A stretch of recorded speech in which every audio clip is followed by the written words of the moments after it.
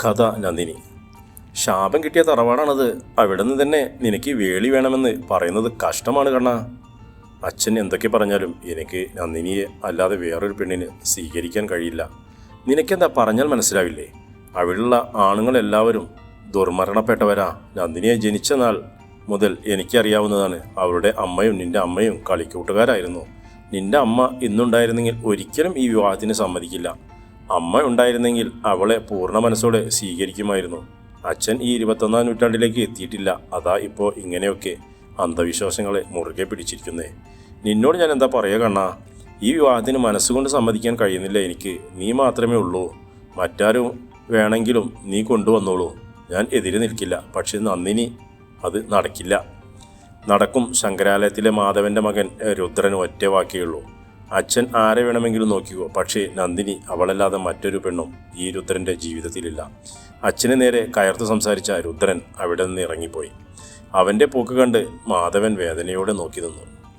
അച്ഛനോട് വഴക്കിട്ട് വീട്ടിൽ നിന്നിറങ്ങിയ രുദ്രൻ നേരെ പോയത് കളിക്കൂട്ടുകാരും ആത്മാർത്ഥ സുഹൃത്തുമായ ദേവൻ്റെ അടുത്തേക്കാണ്. രുദ്ര, നിന്റെ അച്ഛൻ്റെ ധാരണകളെ എങ്ങനെയാണ് മാറ്റുക? ഈ 21-ാം നൂറ്റാണ്ടിലേക്ക് വണ്ടി കിട്ടാതെ പഴയ കാഴ്ചപ്പാടിൽ തന്നെ നിലയുറപ്പിച്ച ശങ്കരാലയത്തിലെ മാധവനെ നേരെയാക്കാൻ എങ്ങനെയാ സാധിക്കുക? എനിക്കറിയില്ല ദേവ. പക്ഷേ ഒന്ന് ഞാൻ പറയാം. നന്ദിനി അല്ലാതെ മറ്റൊരു പെണ്ണും ഈ രുദ്രൻ്റെ ജീവിതത്തിലില്ല. രുദ്ര, അറിഞ്ഞോ, മംഗലത്തെ നന്ദിനിയെ കാണാൻ ഇന്നൊരു കൂട്ടർ ചെന്നിരുന്നു. കിഴക്കേടത്തുകാരാണെന്ന് അറിഞ്ഞത്. വഴിയരികിലെ കല്ലുങ്കൽ ദേവനുമായി സംസാരിച്ചിരിക്കുന്ന രുദ്രനെ കണ്ടതും അതിലൂടെ പോവുകയായിരുന്ന മംഗലത്തെ ഒരു പണിക്കാരൻ പറഞ്ഞു, ദേവാ വാടാ, എനിക്കിനി രണ്ടിലൊന്നും അറിയണം. കലുങ്കിൽ നിന്ന് എഴുന്നേറ്റ് ഉടുത്തിരുന്ന മുണ്ട് മടക്കി കുത്തിക്കൊണ്ട് രുദ്രൻ പറഞ്ഞതും, രുദ്ര, എടുത്തും ചാടി ഒന്നും ചെയ്യൽ നിൽക്കല്ലേ. നമുക്കെന്താന്ന് വെച്ചാൽ സാവകാശത്തിൽ ആലോചിച്ച് തീരുമാനിക്കാം. നീ ഇപ്പോൾ ഒന്നടങ്ങൂ. ഇനി എന്താ ആലോചിക്കാൻ? എൻ്റെ പെണ്ണാണ് നന്ദിനി. അവളെ നഷ്ടപ്പെടുത്താൻ എനിക്കാവില്ല. നീ വരുന്നുണ്ടോ? അതോ ഞാൻ ഒറ്റയ്ക്ക് പോകണോ? ഞാൻ വരാം. പക്ഷേ ഇന്ന് വേണ്ട, 2 ദിനം കഴിയട്ടെ. എന്താ ദേവാ നീ ഇങ്ങനെ പറയുന്നത്? എനിക്ക് നിന്നെ മനസ്സിലാകുന്നില്ല. ഇന്നലെ വരെ എൻ്റെ കൂടെ എന്തിനു നിന്നവനല്ലേ നീ? എന്നിട്ടിപ്പോൾ ഇന്നലെ വരെ എന്നല്ല, നാളെയും ഇനി എന്നും നിൻ്റെ കൂടെ നിഴലായി ഈ ദേവൻ ഉണ്ടാകും. 2 ദിനം, അതല്ലേ ഞാൻ ചോദിക്കുന്നുള്ളൂ. ദേവൻ പറയുന്നതൊന്നും രുദ്രന് മനസ്സിലായില്ല. എങ്കിലും അവൻ്റെ വാക്കിന് പുറത്ത് തന്നിൽ ഉടലെടുത്ത ദേഷ്യം അവനിൽ നിന്ന് പതിയെ മാഞ്ഞില്ലാതായി. ദിനങ്ങൾ ഓരോന്നായി കൊഴിഞ്ഞുപോയി. സന്തോഷം നിറഞ്ഞിരുന്ന ശങ്കരാലയം തറവാടിൻ്റെ അകത്തളങ്ങളിൽ മൂകത തളം കെട്ടി നിൽക്കുന്നു. അച്ഛനും മകനും തമ്മിൽ ഇപ്പോൾ മൗനയുദ്ധത്തിൽ.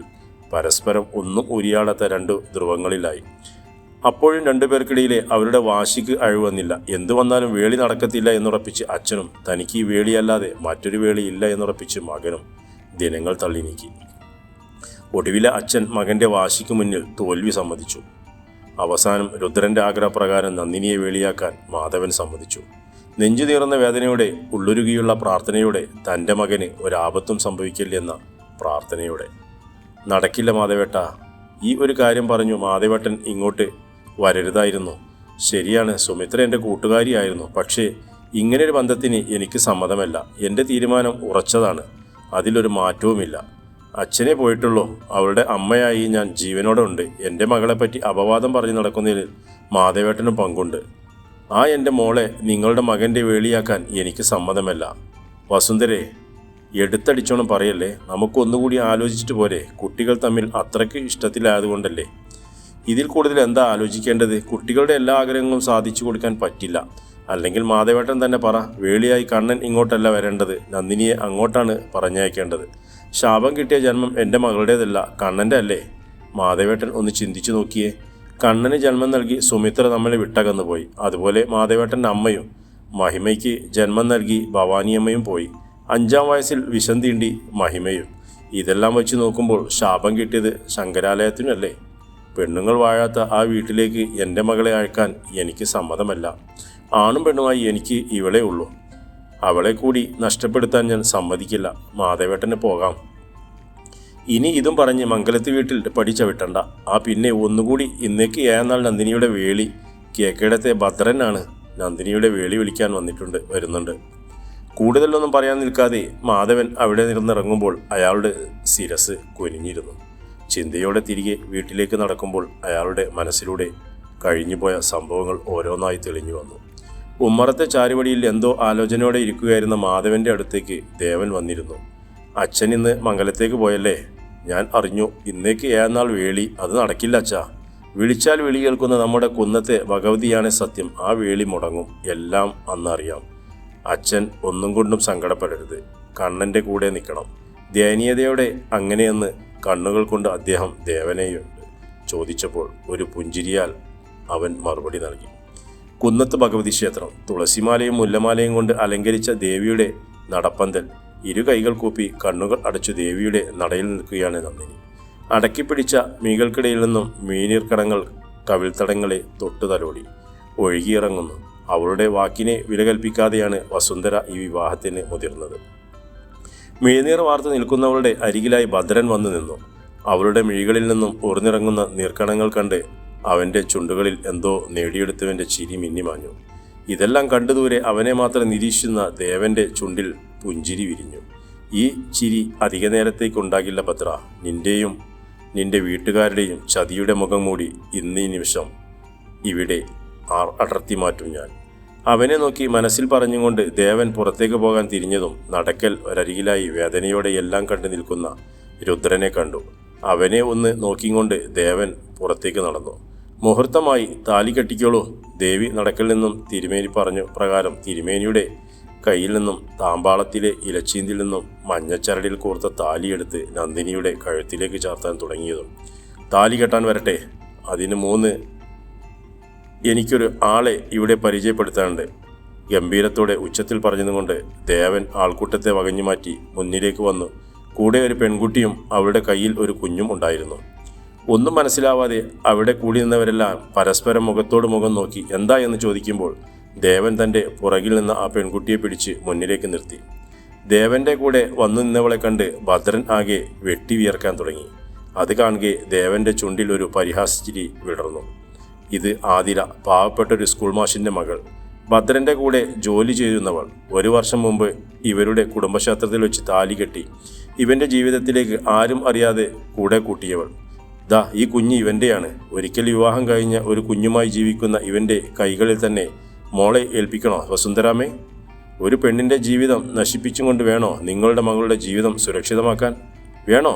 അതുമാത്രമല്ല, ഈ നിൽക്കുന്ന നന്ദിനിയുടെ ജന്മശാപം കിട്ടിയ ജന്മം ആണെന്ന് ഈ നാട് മുഴുവൻ പറഞ്ഞ് നടന്ന് വിശ്വസിപ്പിച്ചതാ ദാ ഈ നിൽക്കുന്ന കേക്കിടത്തെ ശേഖരൻ തമ്പിയാണ്. ഭദ്രനരികിൽ നിൽക്കുന്ന അവൻ്റെ അച്ഛൻ ശേഖരൻ തമ്പിയെ ചൂണ്ടി ദേവൻ പറഞ്ഞു. വർഷങ്ങൾക്ക് മുന്നേയുള്ള പ്രതികാരം. അതാണ് ഈ പാവം പിടിച്ച പെണ്ണിൻ്റെ ജീവിതം തച്ചുടക്കാൻ കാരണം. മംഗലത്തെ ശിവശങ്കരൻ തൻ്റെ പെങ്ങളോട് ചെയ്ത തെറ്റിൻ്റെ പ്രതികാരം. പ്രണയിച്ച പെണ്ണിന് വിവാഹവാഗ്ദാനം നൽകി ഒടുവിൽ അവളെ ഉപേക്ഷിച്ചു മറ്റൊരുവൾക്ക് ജീവിതം നൽകി. സ്വന്തം ഇഷ്ടത്തോടെ അല്ലായിരുന്നു, തൻ്റെ അച്ഛൻ്റെ നിർബന്ധത്തോടെ മറ്റൊരുവളെ തൻ്റെ ജീവിതത്തിലേക്ക് കൂട്ടുമ്പോൾ ശിവശങ്കരൻ അറിഞ്ഞില്ല താൻ പ്രണയിച്ചവൾ ഈ ലോകത്തു നിന്നും എന്നേക്കുമായി വിട പറഞ്ഞത്. അതിൻ്റെ പ്രതികാരം, അതിൻ്റെ തുടക്കമായിരുന്നു ശിവശങ്കരൻ്റെ മരണം. അതും ഇയാൾ വരുത്തി തീർത്ത ഒന്നായിരുന്നു. വസുന്ധരാമ നന്ദിനിക്ക് ജന്മം നൽകിയ അന്ന് ആ ദിനം അയാൾ കളിച്ച നാടകത്തിൽ ശങ്കരമാമയുടെ ജീവൻ എടുത്തു. എന്നിട്ട് അപകടമരണമാക്കി മാറ്റി. എന്നിട്ടത് നന്ദിനിയുടെ ജനനം കൊണ്ടാണെന്ന് വരുത്തി തീർത്തു. പിന്നീട് അങ്ങോട്ട് എല്ലാം ഇയാളുടെ കളികളിലായിരുന്നു. ഇതിനെല്ലാം കൂട്ടുനിന്നത് ഈ മകനും. എന്നിട്ടിവൻ അച്ഛനറിയാതെ ഒരു പെൺകുട്ടിയുടെ ജീവിതം നശിപ്പിച്ചു. ഇപ്പോൾ മറ്റൊരുവൾക്ക് ജീവിതം കൊടുക്കാൻ പോകുന്നു. ദേവൻ പറയുന്നതെല്ലാം കേട്ട് ദൂരെ മാറുന്ന രുദ്രൻ അവനരികിലേക്ക് ചെന്നു. ഇനിയും മതിയായില്ലേ നിങ്ങൾക്ക്? എന്നോ ഇവളുടെ അച്ഛൻ ചെയ്ത തെറ്റിൻ്റെ പേരിൽ ഈ പെണ്ണിനെ കരുവാക്കിയത്. ഇനിയെങ്കിലും ദുഷ്ടത മറന്ന് നന്നാക്കാൻ ശ്രമിക്കൂ.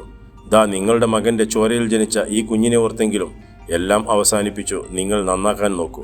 ദേവനരികിൽ നിന്ന ആതിരയെ ശങ്കരൻ തമ്പിയുടെ മുന്നിലേക്ക് നിർത്തിക്കൊണ്ട് രുദ്രൻ പറഞ്ഞു. വസുന്ധരാമേ, നിങ്ങളുടെ മകളോടുള്ള ഇഷ്ടം കൊണ്ട് ഒന്നുമല്ല ഇയാൾ നന്ദിനിയെ വിവാഹം കഴിക്കാൻ തീരുമാനിച്ചത്. ഇയാളുടെ പക വീട്ടാനാണ് ഇയാൾ ഇതിനെല്ലാം ഇറങ്ങി തിരിച്ചത്. ഇയാളുടെ കള്ളസ്നേഹ പ്രകടനങ്ങൾ വസുന്ധരാമ വിശ്വസിച്ചു. തെറ്റ് ചെയ്യാത്തവർ ആരുമുണ്ടാകില്ല. എന്നാൽ ആ തെറ്റ് തിരുത്താനാണ് നമ്മൾ ശ്രദ്ധിക്കേണ്ടത്. ഇനിയെങ്കിലും സ്നേഹിക്കുന്നവരെ ഒന്നാകാൻ സമ്മതിച്ചുകൂടെ? ഇവർ അല്ലേ ഒന്നാകേണ്ടത്? അവരെ ഒന്നിപ്പിച്ചുകൂടെ? വസുന്ധരെ ചേരേണ്ടവൾ ഇവർ അല്ലേ? ഇനിയെങ്കിലും മാധവേട്ട, ഞാൻ അറിയാതെ എന്തൊക്കെയോ പറഞ്ഞുപോയി. എന്നോട് ക്ഷമിക്കില്ലേ? മോനെ കണ്ണാ, നീ പറഞ്ഞതാ ശരി. ഈ വിശ്വാസങ്ങളെല്ലാം നമ്മൾ ഓരോരുത്തരും സ്വയം ഉണ്ടാക്കിയെടുക്കുന്നതാണ്. അത് മാറണമെങ്കിൽ നമ്മൾ തന്നെ വിചാരിക്കണം. എന്നാൽ പിന്നെ ശേഖര, ഇവിടെ നിന്ന് മാറിത്തന്നാൽ ഞങ്ങൾക്ക് കുട്ടികളുടെ വിവാഹം മംഗളമായി നടത്താമായിരുന്നു. എല്ലാം കേട്ട് മറ്റുള്ളവരുടെ മുന്നിൽ നിന്നും കുനിഞ്ഞ ശിരസുമായി ശേഖരൻ തമ്പിയും മകനും അവിടെ നിന്നിറങ്ങുമ്പോൾ ഭദ്രൻ്റെ ഒരു കൈയിൽ ആതിരയും മറ്റേ കൈയിൽ അവൻ്റെ കുഞ്ഞും ഉണ്ടായിരുന്നു. അമ്മയുടെ ആഗ്രഹപ്രകാരം ഭഗവതിയെ സാക്ഷിയാക്കി രുദ്രൻ നന്ദിനിയുടെ കഴുത്തിൽ താലി ചാർത്തി. അവളെ സ്വന്തമാക്കി അന്ധവിശ്വാസങ്ങളെ കാറ്റിൽ പറത്തിക്കൊണ്ട് നിഴലായി അവൾക്കൊപ്പം അവരുടെ ആത്മാർത്ഥ കൂട്ടുകാരനും. കഥ ഇവിടെ അവസാനിക്കുന്നു.